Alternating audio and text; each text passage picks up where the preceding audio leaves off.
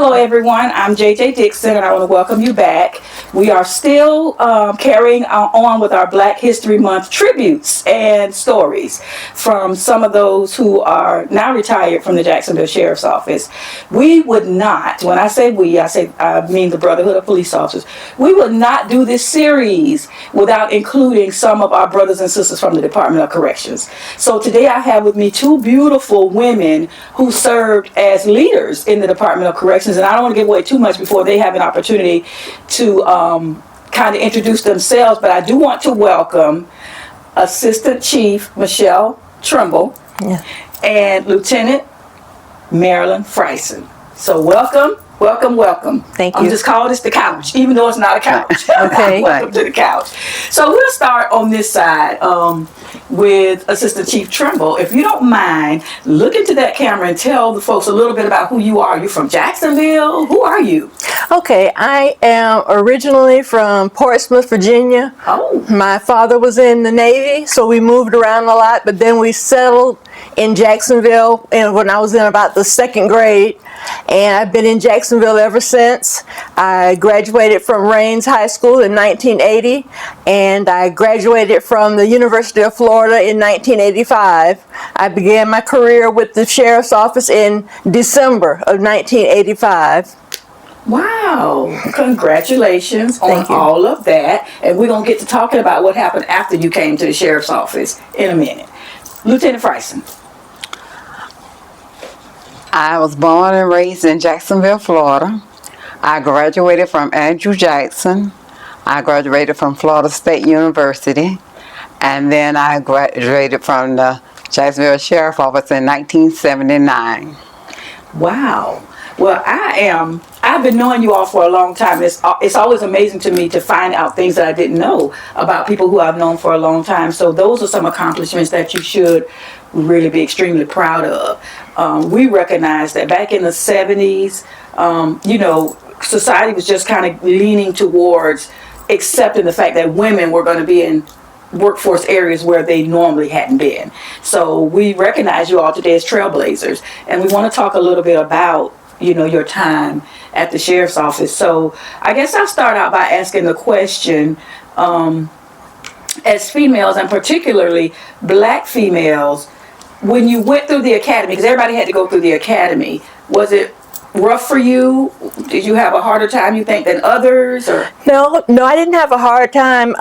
One of my best friends was in the academy with me, and we sort of supported each other. Who was that? Sandra Miller. Okay, all right. Yeah, we were kind of supporting each other throughout the academy. It wasn't that hard. We were kind of like a family. Okay. So our class was really close, so it wasn't difficult, Wow, I've heard that. What year did you go through the academy again? 86. 86. I've heard that before. I talked to Dottie Young. She was one of the first 6 African American females, and she was sharing that when her class went through in the late 70s, mid 70s, that she felt that same way, that it was more kind of like a family thing. So it's good to know that as time moved on, things got better. Was your experience similar?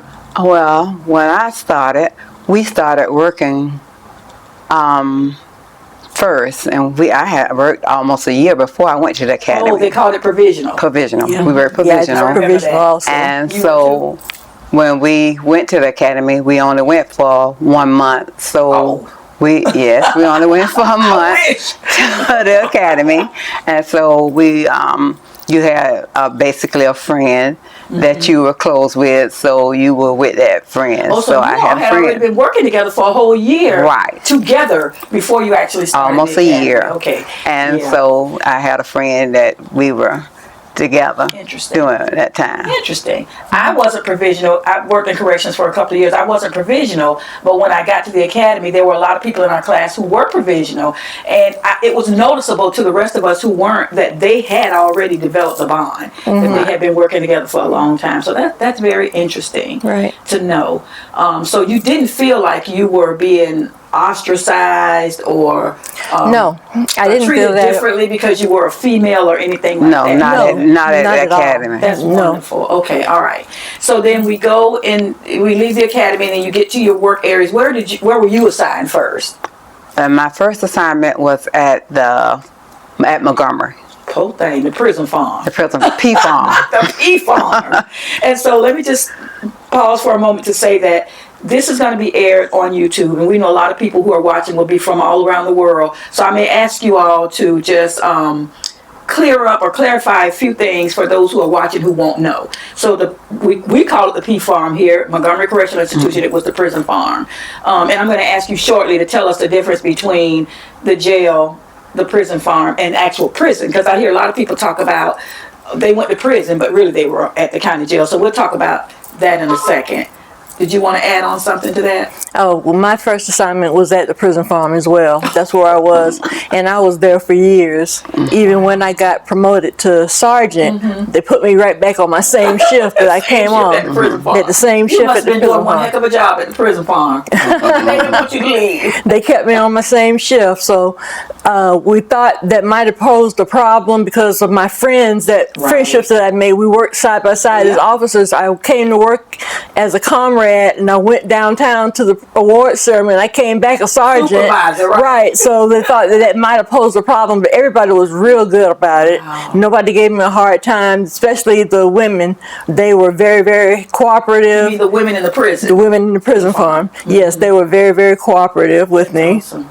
Well, I understand that you always had the persona of a very professional, go to work, do what you're supposed to do, don't bend the rules or anything like that. And I think when you carry yourself in that manner, it's easy for people to make the transition with you. When you don't carry yourself like that and you're their friend and you let stuff slide and things like that, I think that's when it becomes an issue, when you actually try to assert yourself as a supervisor. Right. So that says a lot about you and your character even back then. Yes, ma'am. For that to go that way. So awesome.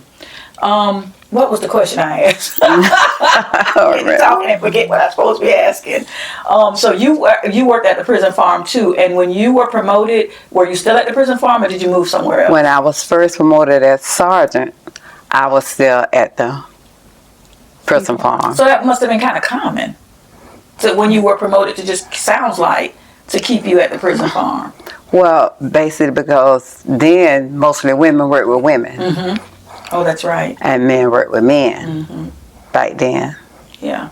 And then they started branching off and women worked with men. And you probably didn't have that many female supervisors at that time, did you? Sergeants? No. In the Department of Corrections, I wouldn't think so either.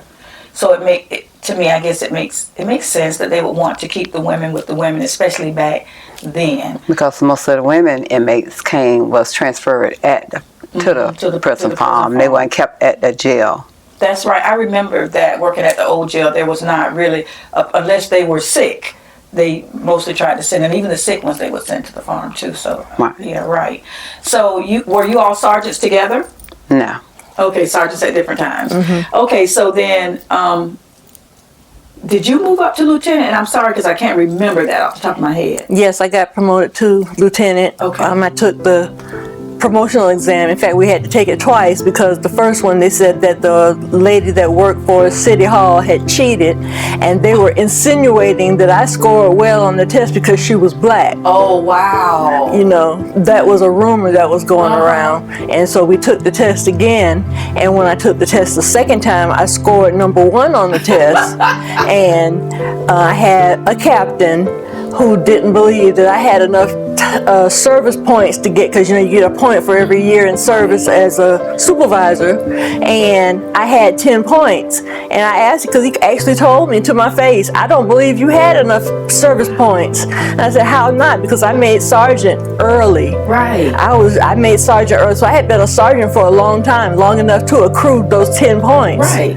And I actually had him tell me that, and they went through and calibrated everybody's score, and my score stayed the same.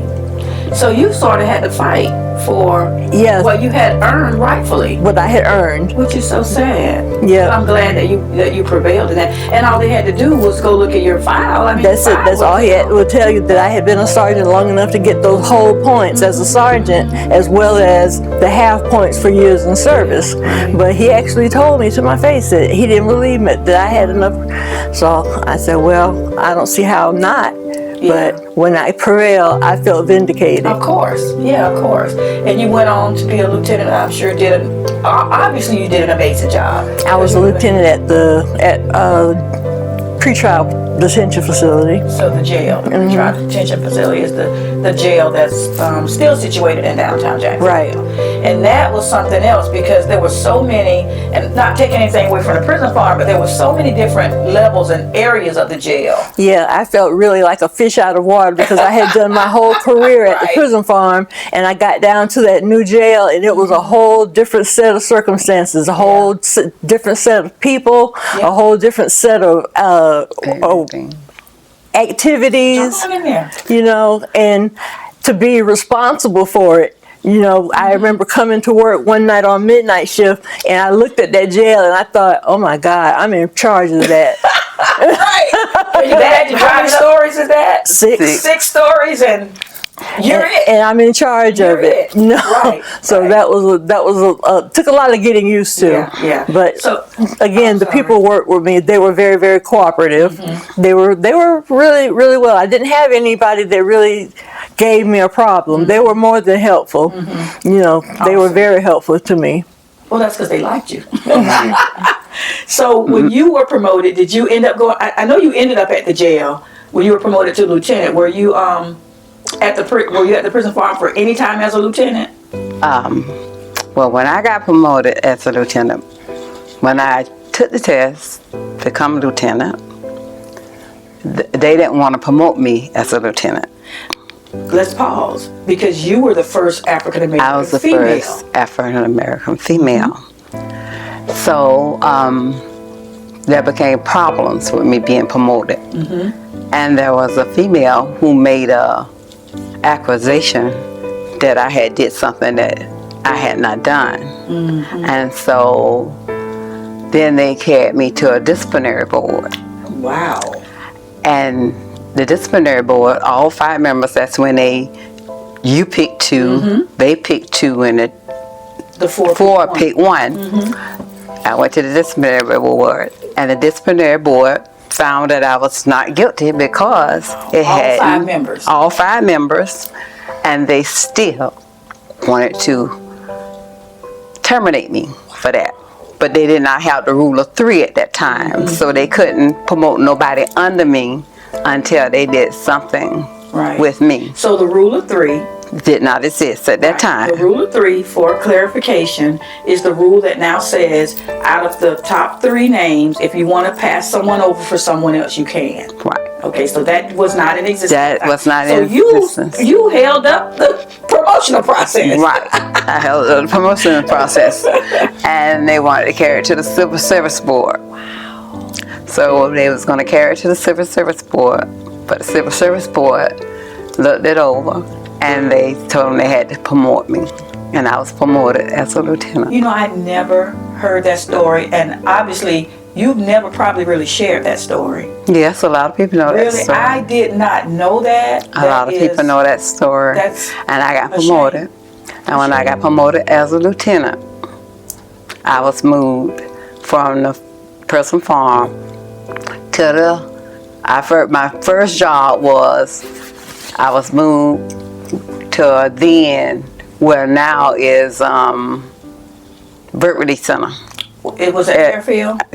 Not Fairfield. Fairfield was gone. Okay. And they had built now CCD? CCD, which had no security on it at all because they wanted to make that a real work release center.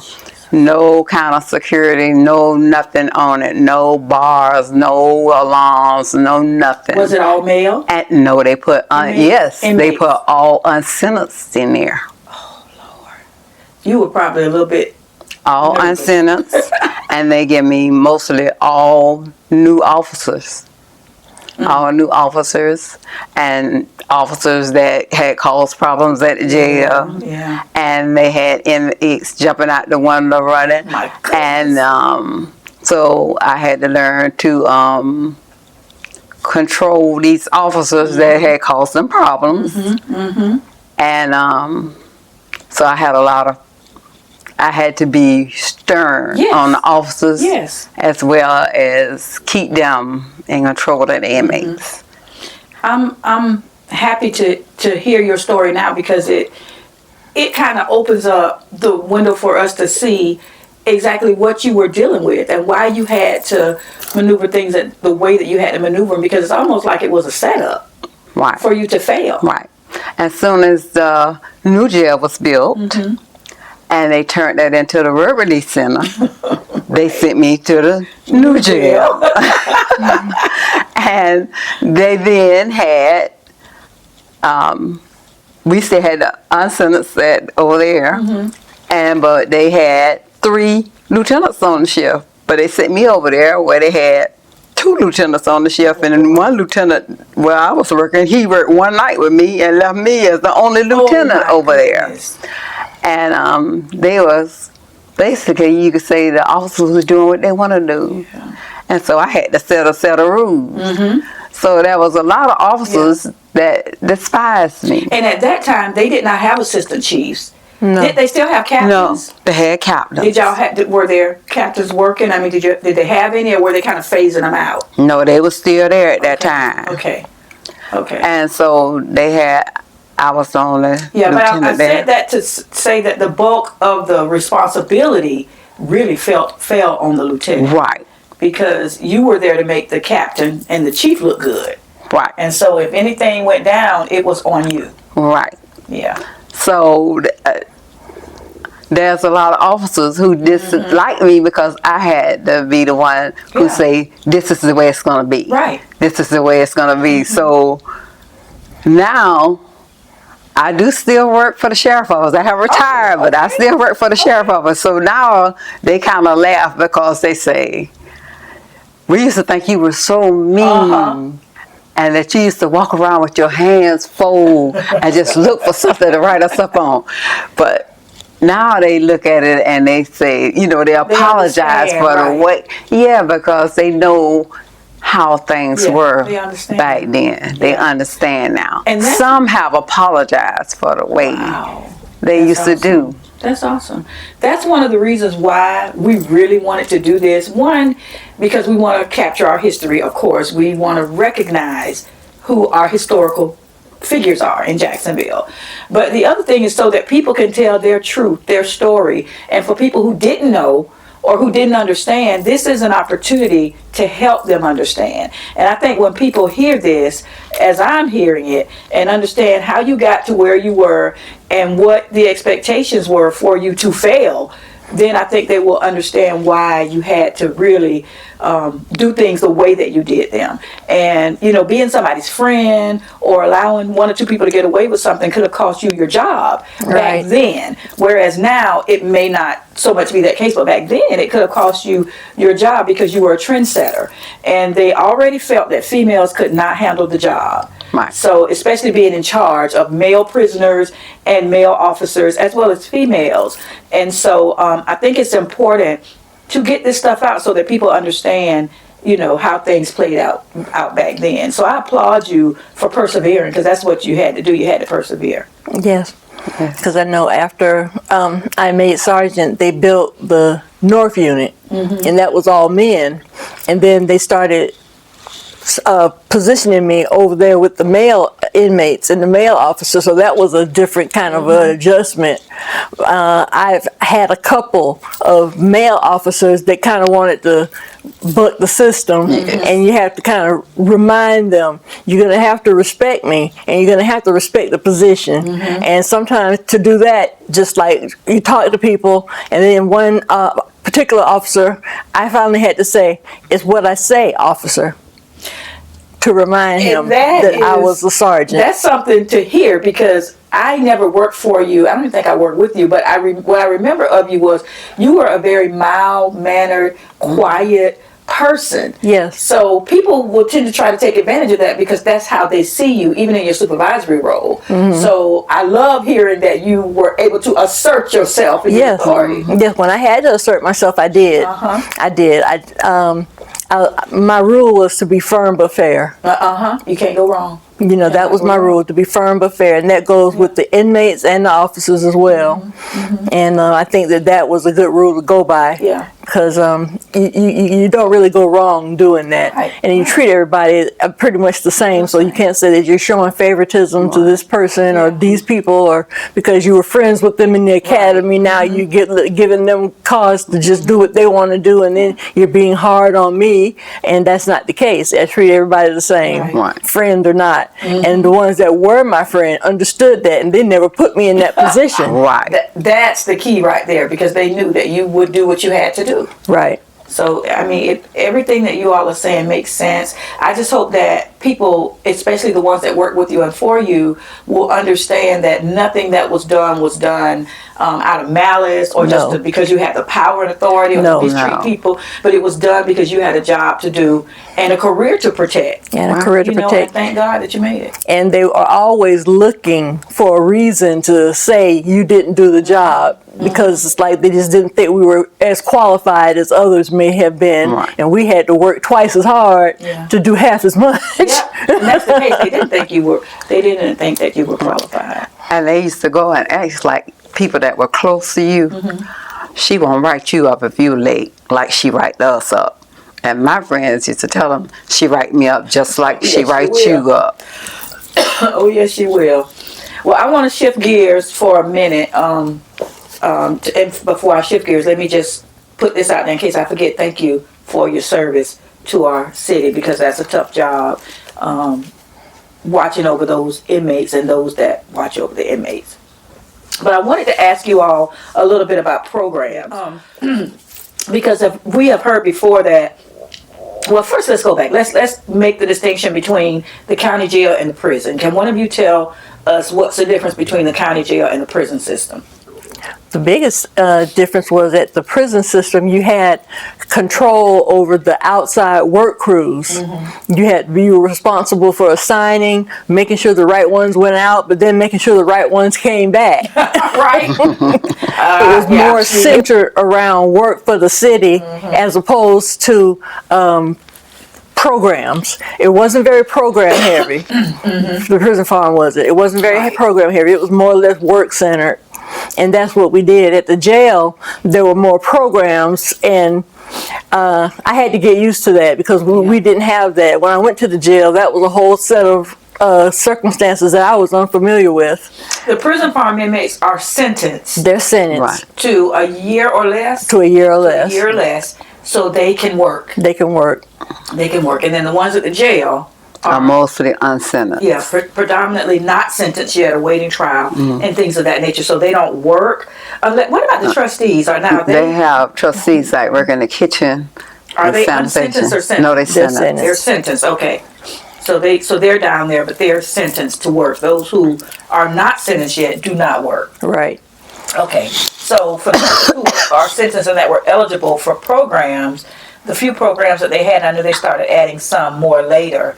How do you feel about offering programs to people who are incarcerated? I think it's necessary, because at first, basically what you were doing was letting them come to jail to learn how to be better criminals. Right. That's what they were doing. They were coming to jail learning how to be better criminals. But to give them a choice, to say that there is a different path you can take, that was something that I think was important. I know at one point we were fiddling with the idea of restorative justice, which is pretty much making you responsible for paying back to the person that you wronged, with restitution and things of that nature. And I think that it's important. That's the course of corrections now, as opposed to just incarcerate and work. Right. You try to make them better and adjust them to life on the outside, that there's more to life than being a criminal. Right. That you have options. So it's good to hear you say that, because I want people to understand that just like we've had some of the police officers, especially the school resource officers, to come in and say that they took their job as more than just a job. They didn't go into the schools to just arrest kids and make the schools safe. They tried to figure out ways to enhance the lives Right. of the students. And so that's kind of the same thing that I hear with you, except it's on the level of dealing with adults. Adults. And sometimes even juveniles, because at the time, you know, you've heard of Scared Straight. And we've had them come through. And those kids, some of them, you could kind of tell they were on the wrong path. And I had this one boy that I remember. He was listening very well and everything. And I didn't think any more of it. And then several months later, I was at a birthday party at Chuck E. Cheese, and this young man came up to me and said, "Ma'am, you might not remember me, but you talked to me when I came through the jail, and I haven't been in trouble since. I go to school. I'm here with my mom, taking care of my little sister, and I just wanted to tell you thank you." That's amazing. I'm so glad you brought that up, because I know that they did away with that program some years ago, and I always felt that it should be restored. Not to the point where you're allowing inmates to get in the kids' faces and things like that, but I do think it was important for them to come through and watch that video about life in the Florida State Prison, and to talk to some of the officers who could explain to them what y'all deal with every single day. I thought that was a great program. Yes. Yeah. And then you tell them just about, you know, when you come in here, your life is no longer your own. You do what we say do. You wear the clothes we give you. You wear the underwear we give you. You know, you do what we tell you to do. You get up when we tell you to get up, and your life is not your own. And if that's the existence that you want, then this is what it's here for. But if that's not the existence that you want, you have other options. That's a great speech. That speech needs to be shared more. Seriously, and I know that you used to say it back then when they came in, but that's the type of speech I think that would make a young person who has some consciousness and awareness that they want to live a better life. That's the type of speech that should capture their attention and make them start thinking about. Yeah, you can reach one or two, you know, but you have some that you can tell that they're not gonna do it. They're on that bad path, and it's unfortunate. And I know Marilyn and I have worked long enough to see incarceration become generational. Yep. We've had the mothers, and they've come in jail pregnant, and then later on we end up getting their kids coming in as juveniles, and that's sad. That is very sad, and you're human at the end of the day. You have feelings and you have a heart, no matter what anybody thinks you do. And to watch that has got to have some type of an effect on you. To see that, you want better for people, you know? Yeah. Sometimes than what they want For themselves. Right. Was there any kind of program that you noticed that you thought was good for incarcerated people? Yeah, I did. When they used to have things for the women, like they used to do sewing and stuff for the women, they had that for them. Yeah. Okay. Wow. So they could learn. They can learn almost like a trade. Like a trade. Wow. I think that would be helpful for people when they get out, they have something to do. Forward to. Something to look forward to. One of the other things I wanted to bring up was the mental health aspect of it. I know when John Rutherford, he's now a congressman, but when he was the sheriff, he focused a little bit on those inmates that kept coming to jail, but they had mental health issues, and I know he wanted to do something with them. How much of that did you see? How much of inmates coming to jail that really had mental health issues do you believe you saw? A lot of them. And we still have a lot of them that come to have mental health issues. And, you know, they have the program now for the ones that been in the military, where they have the military co-op for them. And they try to work with them. Yeah. But we have a lot of them that come, they have mental health issues, and they come back and forth to jail. And it's always for little things, like trespassing, petty theft, and stuff. And your heart goes out because you know, as an officer, especially a lieutenant and an assistant chief, you know, and you can recognize, because you've been in the system long enough, to recognize when it's a mental health problem. Yeah. It's been said that the largest mental health facility in the state is the jail. Yep.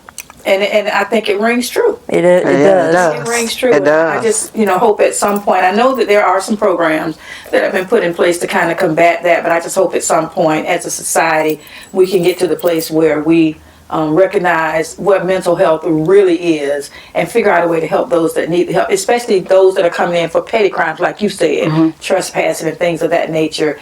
I'm not sure that, I'm no expert, but I'm not sure that a jail is a place for people like that. Yeah, and there needs to be community buy-in too, because they need outreach. Once they leave the facility, you know, we can get them on their medication, get them stabilized, but once they get released, if there's no outreach or nothing out there for them, they go right back to what they were doing before. They need somewhere that they can go and have somewhere to stay.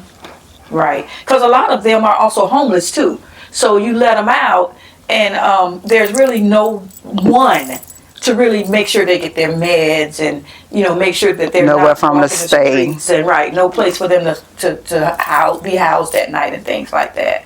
So I do agree, and it's just a sad situation. But I wanted people to be able to see that your jobs, especially as commanders of a correctional facility, was more than just going in there and telling the officers, you know, to let people in and out and take them to court and that kind of thing. But it's a lot deeper than that. Yes. The things that you all had to deal with. Yeah, you're a counselor, you know, all kinds of Mother, things. you're everything. Yeah, To mother. everybody. You're everything. And of course, when the inmates, you know, get all in a tizzy, the first thing they want to do is write a letter, and they want to speak to the head person in charge, right? Yes, And what did you do? How much of that did y'all deal with? a lot. So you couldn't just tell them, "No, I don't have time today. I'm not seeing you. You're not on my agenda." A lot, but it come right back down to you to go and talk to them to handle it. Yep. You guys had a tough job. A tough job, because as you said before, you were not only trying to, you know, maintain control of the inmates, but also maintain control of the officers and the facility overall. I mean, you had contraband coming in and out. You had all kinds of situations that you had to deal with on a daily basis that general public can't even imagine. Right. Can't even imagine. So my hats is off to you all for all of that stuff that you did. I wanted to also real quick ask you, want to talk about juvenile inmates. Well, can you, one of you kind of explain to me how a juvenile, someone that's under 18 years old, would end up in a jail that houses adults instead of going to the detention center? How does that happen? The judge adjudicate them as an adult Okay, according to what his charge is. okay. Yes. Basically, the juveniles that end up at pretrial are pretty much the worst of the worst.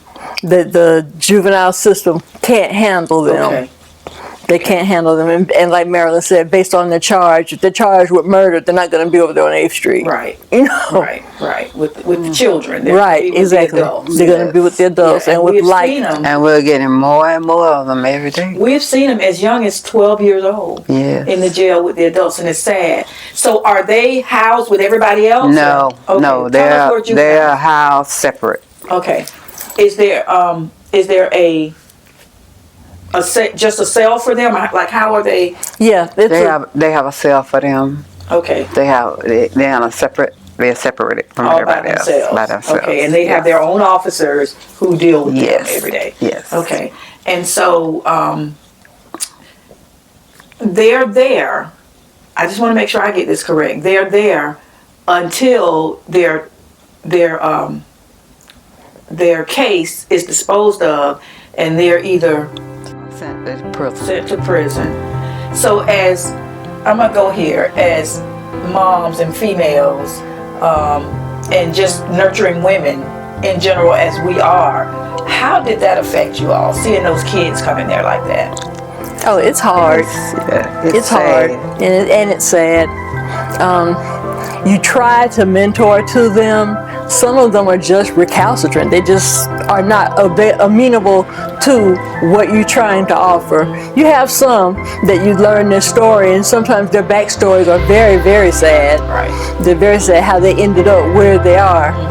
But I like to tell them, I said, you know, you're responsible for being here. Yeah. The moment that you had the thought to commit a criminal act and you acted on that, everything that happened after that was your fault. Yeah. You know, nobody made you do that. Right. And that goes for the adults as well. We should right, tell them that too. You know, the minute you acted on that thought, on that impulse, everything that happened after that was your fault. Yeah. Absolutely, but your heart just kind of goes out to the children, especially the younger ones, because you know that they're so impressionable, and sometimes they have been in environments where they've just been, I'm going to use an old school word, they've been dogged out. Mm-hmm. And so by the time they get to you all, they don't have hope in anything. Right, they're hardened. Yeah, they don't have hope in anything. But how did you feel as a female dealing with those children? Well, I'm still. Were they able to break you? Were they able to break you down? See, it's hard. When you're dealing with adults, that's one thing, but with those kids, and even if you show that tough exterior, when you walk away, you're like, man, he's 12. Mm-hmm. Yeah, You know, he's young. He's 14. You try to have patience with them. Yeah. But, and then a lot of times when they in a cell together, they trying to be tough. Yep. They're acting out. Yeah. And see, by me still working, and I'm working in the courthouse, Okay. they're coming over there to court. Oh, so you still seeing them? I'm still seeing them. I'm still seeing them, and like if they come by themselves, some of them, Yeah. they look so pitiful. Mm. And Get them back in that cell, huh? Yeah, you get them back. Back in They that come in like 2 at a time. Yeah, they in there rapping and banging and stuff. Mm-hmm. But then it's just all a couple. Right. Yeah, right. Are they offered any kind of educational courses while they're Yes, They go to There's a school, school. over at the jail. Oh, they actually go to school. Mm-hmm. Can you make them go to school, or is it an option? Well, they're supposed to They go to supposed school. to go to school. They're supposed to go to school. And if they don't, they're subject to disciplinary action. Okay, so they have to go to school. Yeah, they go to That's good school. to know. Yeah, it's a That's public good to school know. that is in the jail. It's a public school. That is really, really good to know that they're not just sitting there. No, They're they have a actually school. being educated while they're there. So that's good. The jail have a school number. I did not know that. Yeah. So there's It's a Duval public County school number. inside the jail. That's so good to know. I'm so happy to hear that. I'm happy now. How they get people to work there, I don't know, but I'm sure those educators in that school have stories to tell. Oh, yeah, I'm sure they I'm happy do. that someone is willing to do that, because I don't think that we should ever completely give up on any child. I think there's always, if you have life and breath in you, there's always an opportunity for you to change. And we've heard stories over the years of young people who have completely turned their lives around. We don't know which one it's going to be.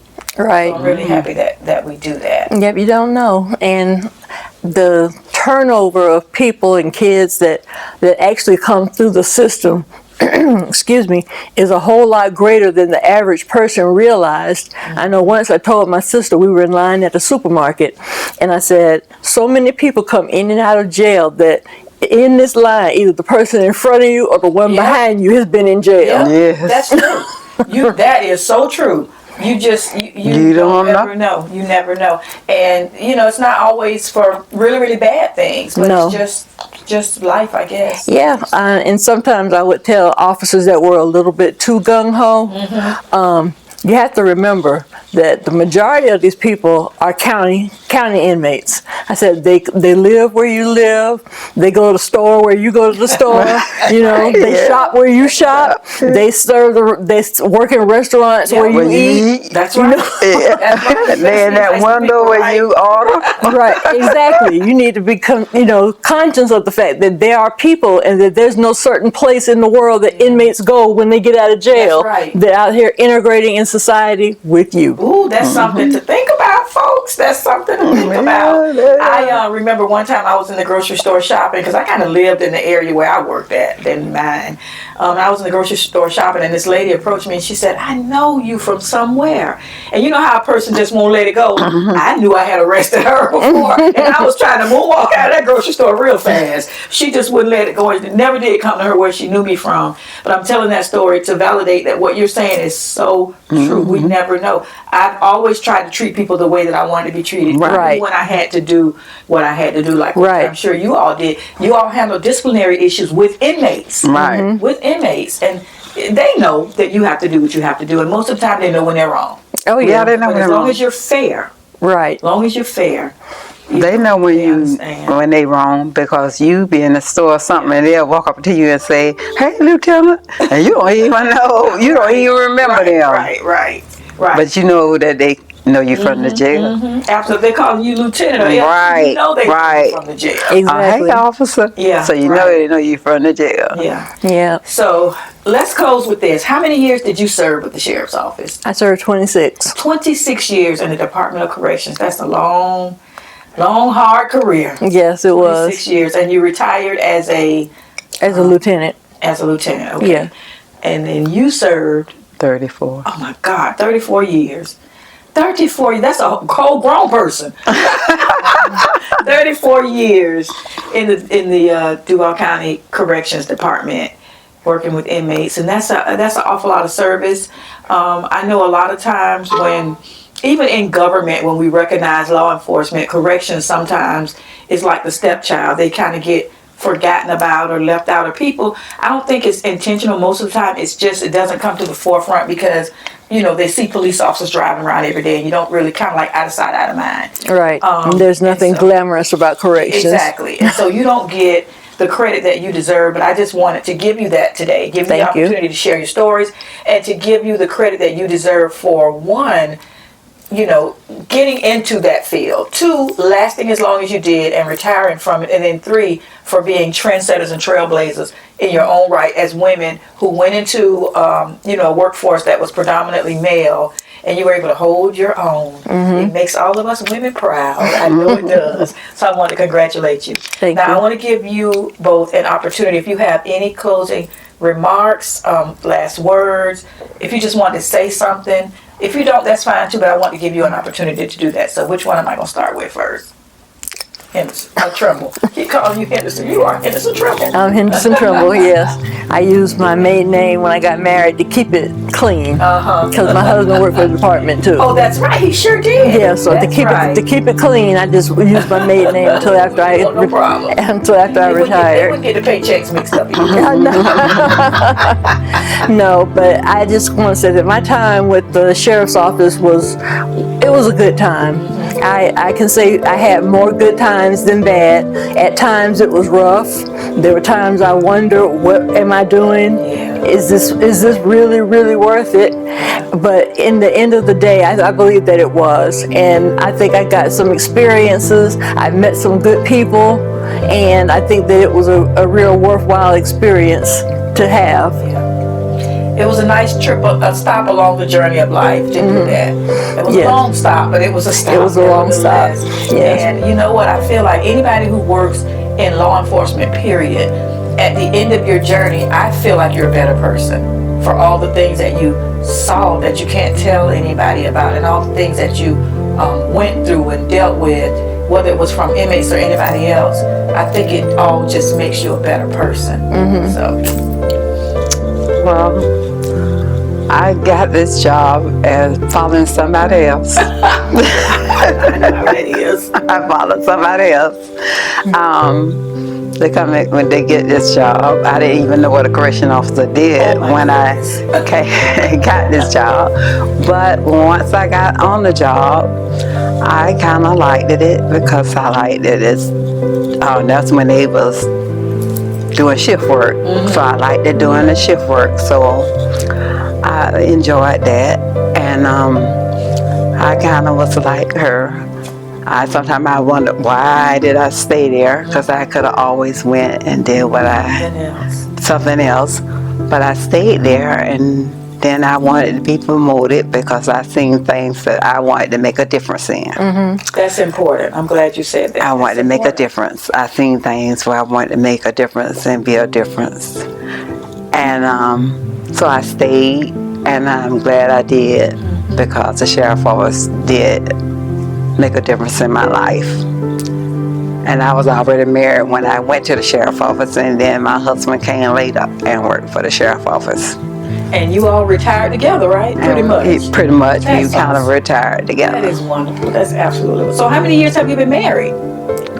Oh, a lot of years. Because I just heard you say you were on the department 34 years. Yes. So that's another. I was already married when I came to the Wow, sheriff's that's a big office. accomplishment. Congratulations. Yes. Congratulations. Well, ladies, once again, thank you for all that you've done for the city of Jacksonville. We will always recognize you in the history books as a part of the legacy of African Americans, specifically African American women in the city of Jacksonville. And I said this to the first 6 police women, and I'm going to say it to you. If history is allowed to be told, your names will appear in a history book someday. And I hope that I'm alive to see that when that happens, because that would be absolutely wonderful.